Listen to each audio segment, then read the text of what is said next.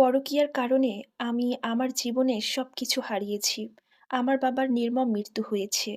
আমার সংসারটা ভেঙেছে। এমনকি আমার ছোট বোনের সংসারটাও ভাঙতে চলেছে।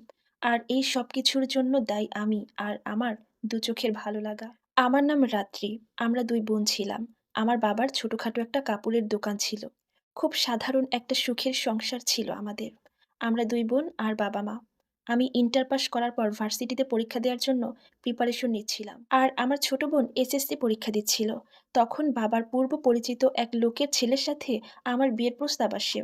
বাবার মতে ওনারা খুব ভালো। ওই ছেলেরা ২ ভাই ১ বোন। বড় ছেলের সাথে আমার বিয়ের কথা হয়। সে একজন ডাক্তার। আর ওনার ছোট ভাই ভার্সিটিতে পড়ে। তো যেহেতু আমাদের বিয়ের কথা হয় পারিবারিকভাবে, এর আগে আমরা দুজন দুজনকে দেখি নাই। তাই পরিবার থেকেই সিদ্ধান্ত নেয় যে আমাদের দুজনকে একবার দেখা করানোর জন্য। এরপর একটা রেস্টুরেন্টে আমাদের দেখা করার ব্যবস্থা করা হয়। রেস্টুরেন্টে আমার সাথে ছিল আমার ছোট বোন আর ওনার সাথে ছিল ওনার ছোট ভাই।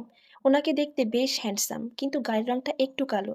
আমি যেহেতু ধবধবে ফর্সা ছিলাম, তাই ওনাকে দেখে ১ম দিন আমার তেমন একটা ভালো লাগেনি। ওনার আচার ব্যবহার ছিল খুব মার্জিত।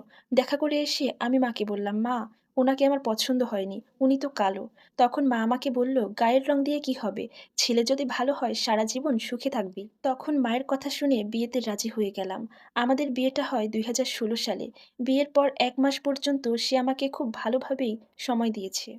কিন্তু ওই যে ডাক্তার মানুষ, বিয়ের ১ মাস পরেই শুরু হয়ে যায় তার ব্যস্ততা। খুব সকালবেলা হসপিটালে যেত। সেখান থেকে রাতে বাসায় আসতো।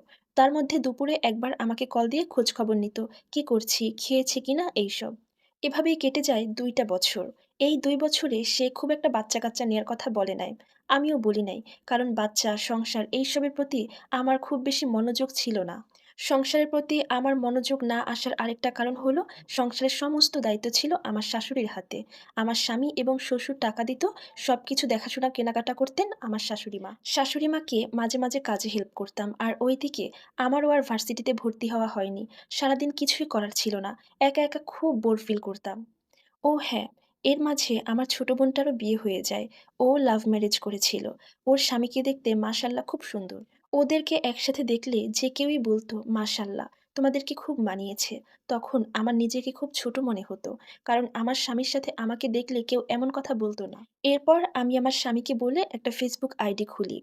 অবশ্য স্মার্টফোন আমি ব্যবহার করতাম অনেক আগে থেকেই, ফেসবুক আইডি ছিল না। ফেসবুক আইডি খোলার পর আমি আমার স্কুল জীবনের সব বান্ধবীদের সাথে কথা বলতে শুরু করি। এরপর সবাই মিলে একটা গ্রুপ খুলি। গ্রুপটাকে বড় করার জন্য সবাই সবার কাজিনকে এড করে। কিন্তু আমি কাউকেই এড করিনি। কারণ আমি আমার জীবন নিয়ে খুব হীনমন্যতায় ভুগতাম। আত্মীয়স্বজন কারো সাথেই খুব একটা যোগাযোগ রাখিনি। আমার যে ফ্রেন্ডরা ওদের কাজিনকে এড করেছিল, তাদের মধ্যে একটা ছেলে ছিল নাম সুমন। ইন্টার পাস করার পর সে আর পড়াশোনা করেনি, কারণ তার পরিবার তাকে বিদেশে পাঠাতে চায়। তো ওই গ্রুপটায় আমাদের প্রায় ভিডিও কলে কথা হতো। আমি খেয়াল করতাম সবার মধ্য থেকে ওর আমার প্রতি আগ্রহটা বেশি ছিল। আমার দিকে যেন কেমন করে তাকিয়ে থাকতো। তার সেই চাহনিতে এক অদ্ভুত মায়া ছিল। সে দেখতেও ছিল খুব সুন্দর। একদিন সে গ্রুপে ভিডিও কল করছিল। কিন্তু কেউ সেই কলে জয়েন করেনি। শুধুমাত্র আমিই জয়েন করেছিলাম। ১টা ২টা কথা হওয়াতে সে আমার পার্সোনাল আইডি চায়। আমিও দিয়ে দিলাম। এরপর আস্তে, আস্তে আমরা সেই গ্রুপটা থেকে দূরে সরে গেলাম। কারণ আমরা দুজন পার্সোনালি কথা বলতাম। এভাবেই ওর সাথে আমার সম্পর্ক হয়ে যায়। কারণ ওই যে আমার স্বামী খুব ব্যস্ত, বাসায় খুব একটা কাজও ছিল না। সারাদিন একা, একা থাকতাম, তাই হীনমন্যতায় ভুগতাম। এসব কারণেই আসলে আমার সাথে ওর সম্পর্কটা হয়। ওর সাথে আমার যখন সম্পর্কটা গভীর হতে থাকে, ও প্রায়ই আমার থেকে আমার পার্সোনাল ছবি চাইতো।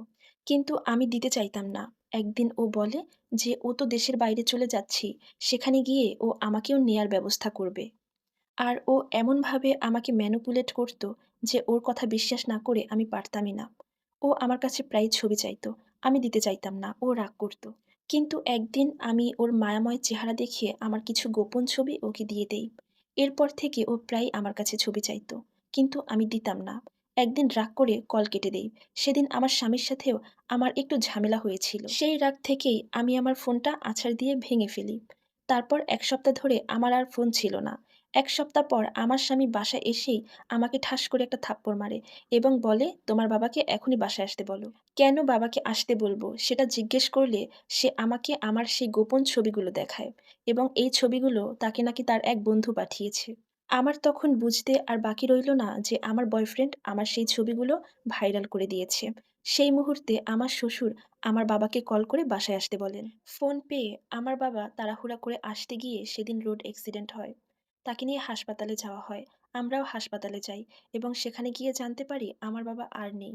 তখন আমার স্বামী আমাকে হাসপাতালে রেখে আসে এবং আমাকে বলে সে আর কখনো আমাকে নিতে আসবে না।